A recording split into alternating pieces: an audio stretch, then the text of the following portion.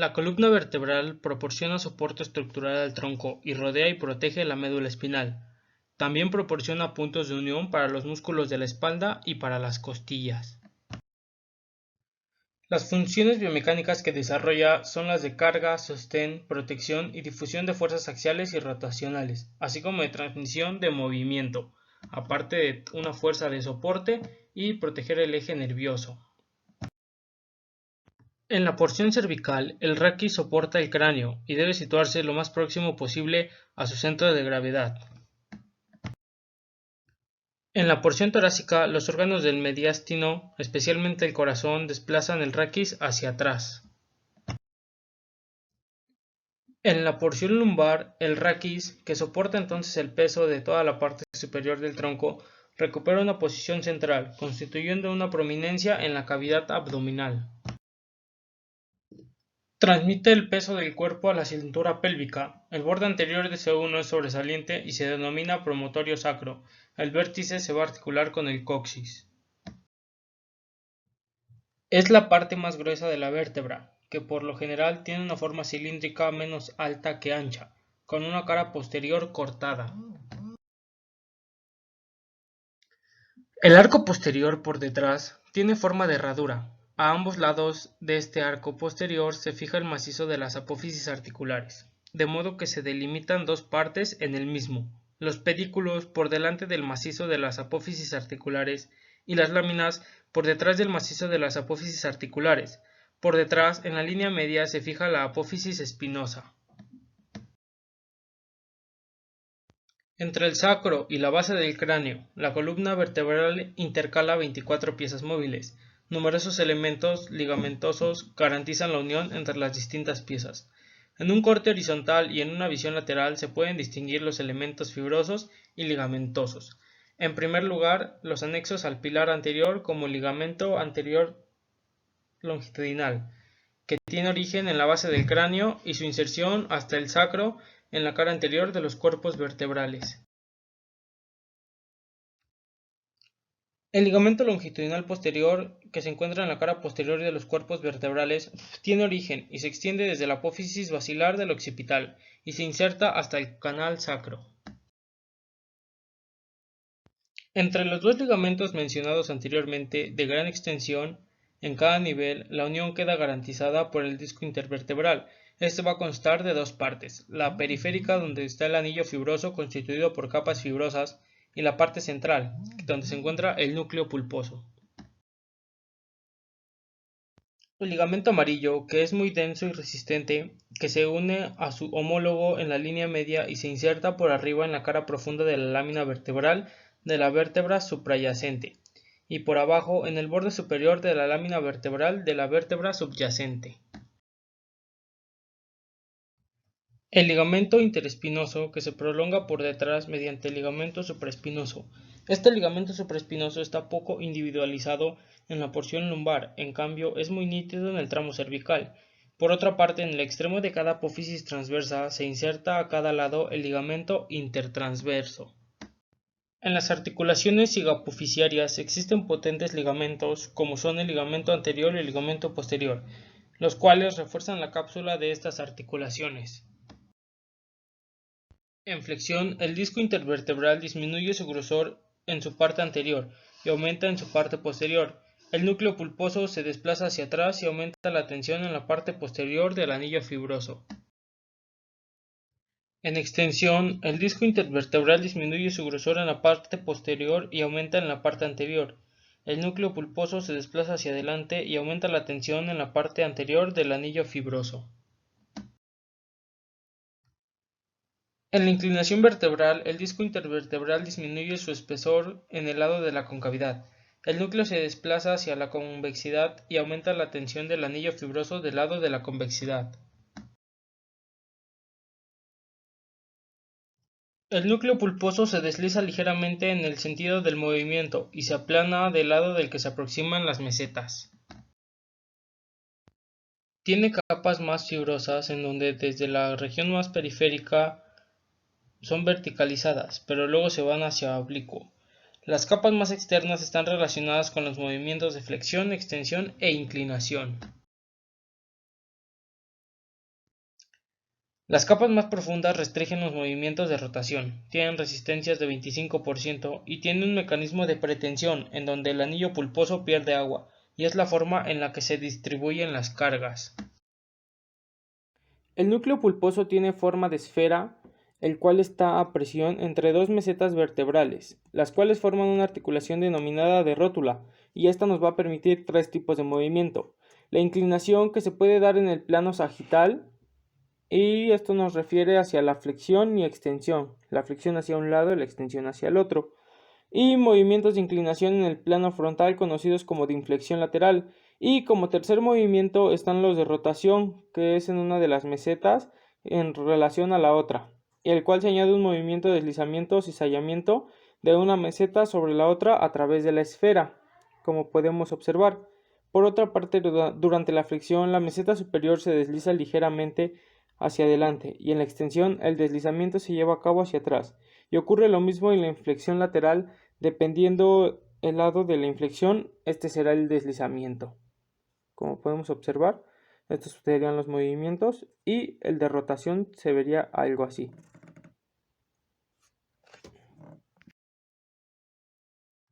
En la escoliosis se da una curvatura lateral en la columna vertebral. Por otra parte, aparecen las hernias, donde se rompen las fibras del anillo fibroso y el líquido del núcleo pulposo se desplaza al revestimiento exterior que puede ejercer presión sobre los nervios.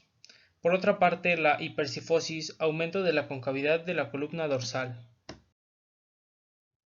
El raquis constituye el equivalente de una articulación de 3 grados de libertad, la cual nos va a permitir movimientos de flexoextensión, inclinación lateral de izquierda o derecha y la rotación axial. Hablando sobre los movimientos y amplitudes del raquis, el raquis va a presentar una amplitud total de 250 grados, los cuales se dividen en una flexión total del raquis de 110 grados y una extensión total del raquis de 140 grados. Por otra parte, se divide dependiendo la zona del raquis. Por ejemplo, el raquis lumbar presenta una flexión de 60 grados y una extensión de 20 grados. El raquis toracolumbar presenta una flexión de 105 grados y una extensión de 60 grados. El raquis torácico presenta una flexión de 45 grados y una extensión de 40 grados. El raquis cervical presenta una flexión de 40 grados y una extensión de 60 grados, dando una amplitud próxima a los 100 grados.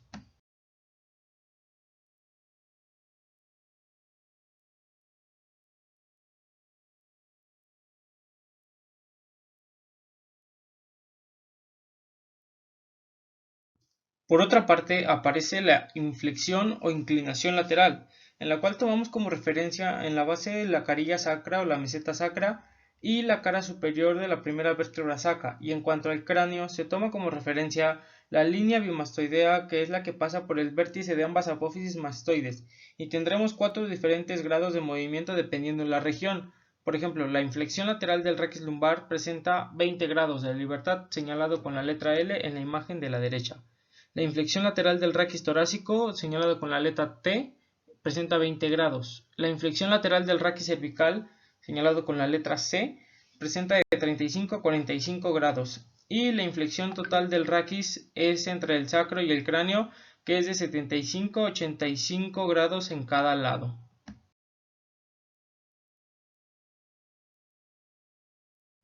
El raquis lumbar reposa sobre el zócalo de la pelvis, articulándose con el sacro.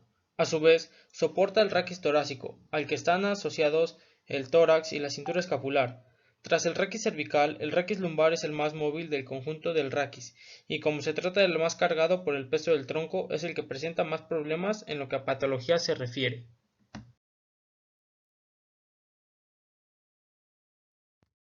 Los elementos constitutivos de una vértebra lumbar son fácilmente apreciables en una visión desarmada.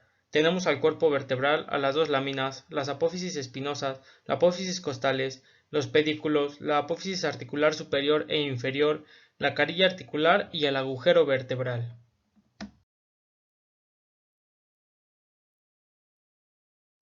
Las carillas articulares de las vértebras lumbares están ligeramente desplazadas hacia el plano frontal, dirigidas hacia atrás y hacia adentro, por lo que se encuentran casi enfrentadas. La orientación de las carillas es de 45 grados con respecto al plano frontal y 90 con respecto al transversal. Estas, junto con los discos, son el 80% de la estabilidad. Durante el movimiento de flexión, el cuerpo vertebral de la vértebra subyacente se inclina y se desliza hacia adelante, lo que aumenta el grosor del disco en su parte posterior. Las apófisis articulares inferiores de la vértebra superior se separan de las apófisis articulares de la vértebra inferior, tensando la cápsula y ligamentos. Tiene una amplitud de 30 grados. En el movimiento de extensión, el cuerpo vertebral de la vértebra subyacente se inclina hacia atrás y retrocede, aumentando el grosor del disco en su parte anterior. Las apófisis articulares inferiores de la vértebra superior encajan con las apófisis articulares de la vértebra inferior, contactando las apófisis espinosas, y esto nos ayuda a llegar a una amplitud de 40 grados.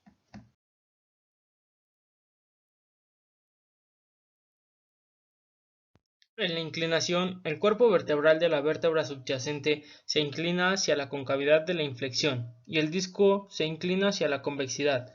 Los ligamentos del lado de la convexidad se estiran y los de la concavidad se distienden y se alcanzan 20 a 30 grados en cada lado.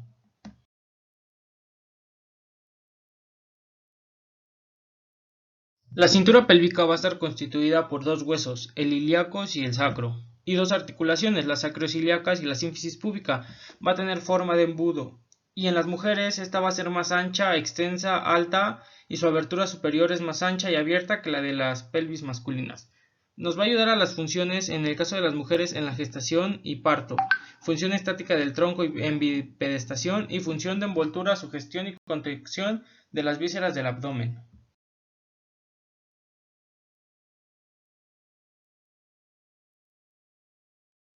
Como movimientos de la cintura pélvica tenemos a los movimientos de nutación y contranutación.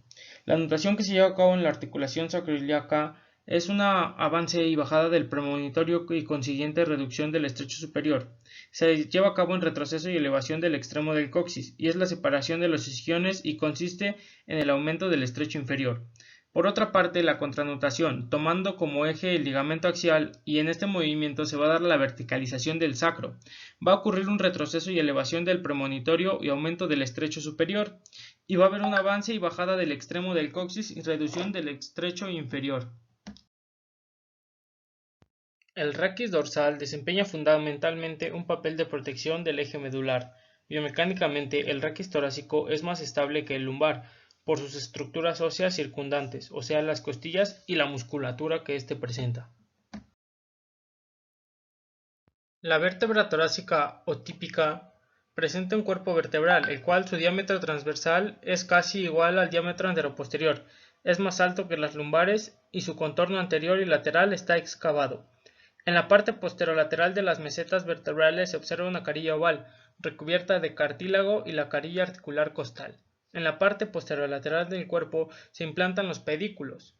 Por otra parte, las láminas constituyen la mayor parte de los arcos posteriores, son más latas que anchas, y están inclinadas a modo de tejas. Por otra parte, las apófisis articulares superiores e inferiores también aparecen. Sus apófisis transversas se dirigen hacia afuera y ligeramente hacia atrás, contienen una carilla costal que corresponde a la tuberosidad costal, y por otra parte la apófisis espinosa. Su cuerpo vertebral solo posee dos carillas costales, en la parte posterolateral de la meseta superior para la cabeza de la duodécima costilla. Sus apófisis articulares superiores están orientadas como todas las demás, las inferiores corresponden a la carilla superior de la primera lumbar. En las vértebras torácicas, las carillas articulares son verticales y tienen una orientación circular que va a permitir el movimiento de rotación entre dos vértebras adyacentes, limitando las costillas en este movimiento. Aproximadamente se hallan orientadas 60 grados con respecto al plano transversal y 20 grados respecto al plano frontal. El movimiento de extensión es igual al de la columna lumbar. Sin embargo, la flexión se acompaña de una apertura posterior del espacio intervertebral, con desplazamiento del núcleo pulposo hacia atrás. Las superficies articulares de las apófisis articulares superiores se deslizan hacia arriba y las apófisis inferiores de las vértebras superior tienden a desbordar hacia arriba a las apófisis superiores de las vértebras inferiores.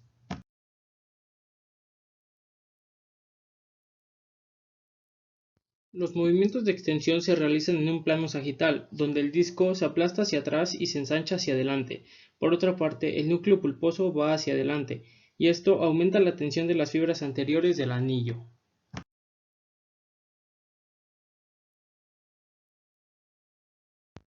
El movimiento de inclinación de dos vértebras torácicas se acompaña de un deslizamiento diferenciado en las articulaciones hipoficiarias. En el lado de la convexidad, las carillas se deslizan como en la flexión, es decir, hacia arriba, como lo indica la flecha roja, y en el lado de la concavidad, las carillas se deslizan como en la extensión, es decir, hacia abajo, como lo indica la flecha azul.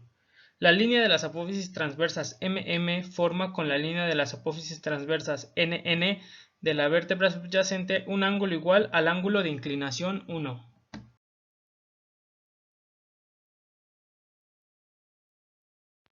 Las articulaciones costovertebrales se componen de dos: la articulación costovertebral, que es doble artrodia y se encuentra entre la cabeza costal y el disco intervertebral y los cuerpos vertebrales, y la articulación costotransversa, que es artrodia y se encuentra entre la tuberosidad costal y la apófisis transversa de las vértebras subyacentes.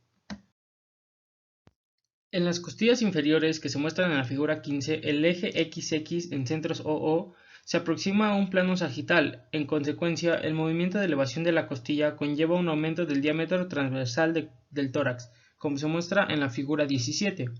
Por otra parte, en las costillas superiores, mostradas en la figura 15, el eje YY está situado casi en un plano frontal. El movimiento de elevación de las costillas conlleva un aumento bastante acentuado del diámetro anteroposterior del tórax. Por otra parte, en la parte media, en donde el eje de las articulaciones costovertebrales se localiza en dirección oblicua de 45 grados, el aumento del diámetro se produce en sentido transversal como anteroposterior.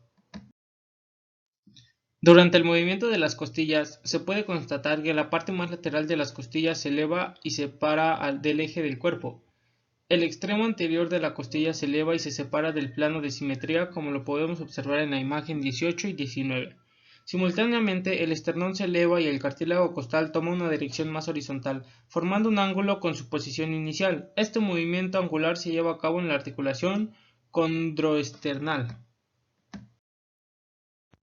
En una visión posterior del tórax y del raquis, se puede constatar la existencia de tres tipos de fibras musculares: los pequeños músculos elevadores de las costillas, que procedentes del vértice de la apófisis transversa finalizan en el borde superior de la costilla subyacente. Cuando se contraen elevan esta costilla y de ahí su nombre. Por otra parte, los músculos intercostales externos, cuyas fibras oblicuas hacia arriba y hacia adentro tienen una dirección paralela a la de las fibras del músculo supracostal. Estos músculos intercostales externos son, como el supracostal, elevadores de las costillas y por lo tanto inspiradores. Los músculos intercostales internos, cuyas fibras son oblicuas hacia arriba y hacia afuera, producen el descenso de las costillas y por lo tanto la expiración. Por otra parte, el músculo transverso del tórax generalmente es poco estudiado y al que se tiende a olvidar por su localización retroesternal. De hecho, está totalmente situado en la cara posterior del esternón y sus fibras, que se insertan en los cartílagos de la segunda a la sexta costilla. Son oblicuas hacia abajo y hacia adentro. La contracción de sus 5 haces determina el descenso en relación al esternón de los cartílagos costales correspondientes. Un neumotórax, el cual es un derrame gaseoso en la cavidad pleural. El pulmón se retrae sobre sí mismo por su propia elasticidad. La irrupción del aire en la pleura puede deberse a una herida pleuropulmonar, de forma en la que cada inspiración de aire que penetra en la herida se trata en la traumatonea causa de un gran distrés respiratorio. Por otra parte, una fractura costal, la cual desencadena una pérdida funcional más o menos importante según su gravedad.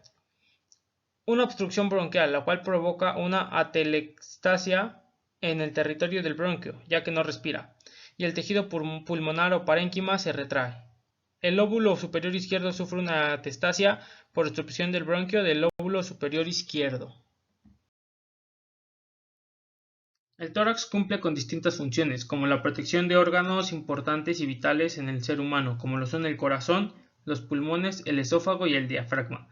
Por otra parte, la protección de vasos sanguíneos como arterias y venas de vital importancia, que debido a su cercanía con el corazón son de un diámetro considerable y cualquier roce podría hacer que los desangremos en cuestión de minutos. Por otra parte, el parto, aunque no parezca importante, el tórax cumple una función importante, ya que en su parte más baja se encuentran un par de costillas flotantes, que se encuentran unidas a las vértebras en la parte posterior, y esto permite su ensanchamiento durante el embarazo y no obstaculizando la salida del bebé.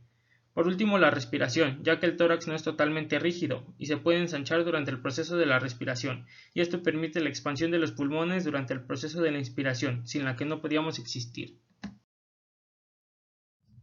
El raquis cervical es la parte más móvil del raquis. Tiene como función orientar la cabeza en un sector del espacio de aproximadamente 180 grados, tanto en sentido vertical como en sentido transversal. Es necesario recalcar que a esta movilidad se añade a la de los glóbulos oculares. De hecho, la cabeza como soporte de los principales captores sensoriales como la visión, el oído y el olfato, debe poder localizar las amenazas potenciales contra el individuo y también sus puntos de interés para su subsistencia.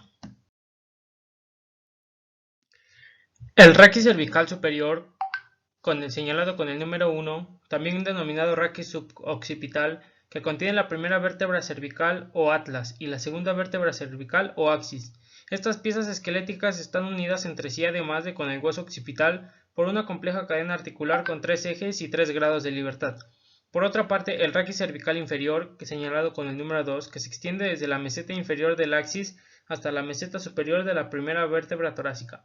Las vértebras cervicales son todas del mismo tipo, excepto el atlas y el axis, que diferentes entre sí y de las demás vértebras cervicales. Las articulaciones del raquis cervical inferior poseen dos tipos de movimientos, la flexoextensión y los movimientos mixtos de inclinación y rotación. El atlas presenta un anillo más ancho transversal que sagitalmente. Contiene dos masas laterales, señaladas con los números 1, ovaladas, de eje mayor oblicuo hacia adelante y hacia adentro, con una carilla articular superior, señalada con los números 2, orientados hacia arriba y hacia adentro, cóncava en los dos sentidos y articulada con los cóndilos del occipital, y una carilla articular inferior que se dirige hacia abajo y hacia adentro, convexa de adelante hacia atrás, y articulada con la carilla superior del axis. El arco posterior del atlas, que tiene por cara posterior una carilla cartilaginosa ovalada, que se articula con la apófisis odontoides del axis. El arco posterior, en principio plano de arriba abajo, se ensancha por detrás de la línea media en la que no existe apófisis espinosa, sino una simple cresta vertical. Las apófisis transversas están agujeradas para dar paso a la arteria vertebral que se excava en una profunda corredera por detrás de las masas laterales.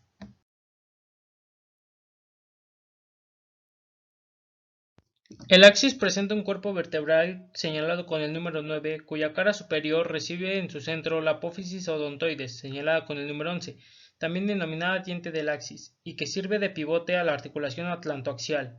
En su cara superior también da soporte a dos carillas articulares señaladas con el número 12 a modo de hombreras, ya que sobresalen lateralmente por fuera del cuerpo vertebral y están orientadas hacia arriba y hacia afuera. Son convexas de adelante hacia atrás y planas transversalmente. El arco posterior, señalado con el número 16, está constituido por dos estrechas láminas señaladas con el número 15, oblicuas hacia atrás y hacia adentro. La apófisis espinosa, señalada con el número 18, comporta dos tubérculos como el resto de las espinosas cervicales. Por debajo del pedículo, señalado con el número 16, se fijan las apófisis articulares inferiores señaladas con el número 17, con unas carillas cartinosas orientadas hacia abajo y hacia adelante y que se articulan con las carillas superiores de la tercera vértebra cervical, señalada con el número 24. Las apófisis transversas, señaladas con el número 13, presentan un orificio vertical por el que asciende la arteria vertebral. La tercera vértebra cervical es parecida a las cuatro últimas vértebras cervicales, por lo tanto se trata de una vértebra cervical tipo. Posee un cuerpo vertebral paralelepípedo rectangular transversalmente. Su cara superior comporta una meseta vertebral superior, limitada lateralmente por los ganchos del cuerpo, cuya carilla está orientada hacia arriba y hacia adentro de con la que articula, con las superficies situadas a ambos lados de la meseta inferior del axis. El borde posterior de la meseta vertebral superior también posee una superficie orientada hacia arriba y hacia adelante que se articula con la cara posterior de un pico que prolonga el borde anterior de la vértebra subyacente, en este caso el axis. La meseta de la vértebra inferior, prolongada hacia adelante y hacia abajo por un pico prominente, está bordeada y a cada lado por dos carillas articulares convertebral, orientadas hacia abajo y hacia afuera. El arco posterior lo forman las apófisis articulares, una carilla superior que se dirige hacia arriba y hacia atrás y se articula con la carilla inferior de la vértebra subyacente, en este caso la carilla inferior del axis, y una carilla inferior invisible en la figura, orientada hacia abajo y hacia adelante que se articula con la carilla superior de la cuarta vértebra cervical. Estas apófisis articulares están unidas al cuerpo vertebral por el pedículo, el cual soporta una parte de la base de las apófisis transversas que se fija también en la cara lateral del cuerpo vertebral. La comparación de radiografías de perfil durante los movimientos extremos de flexoextensión, como se muestra en la figura 65, nos permite conocer la amplitud total de flexoextensión del raquis cervical inferior, que es de 100 a 110 grados. La amplitud total de flexoextensión del conjunto del raquis cervical en relación al plano masticador, que es de 130 grados. Y una simple resta permite deducir la amplitud de flexoextensión en el raquis suboccipital, que es de 20 a 30 grados.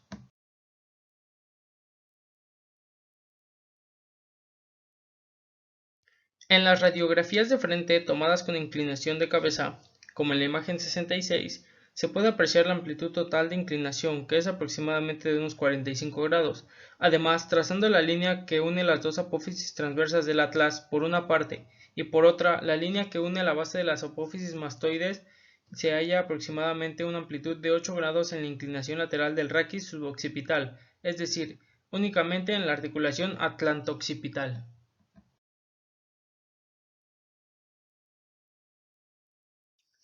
La amplitud de rotación es más difícil de apreciar, sobre todo en lo que concierne a las rotaciones elementales. La rotación total de la cabeza es de 80 a 90 grados a cada lado. En lo que relacionado a esta amplitud se atribuyen 12 grados a la articulación atlanto-occipital y otros tantos a la articulación atlantoaxial.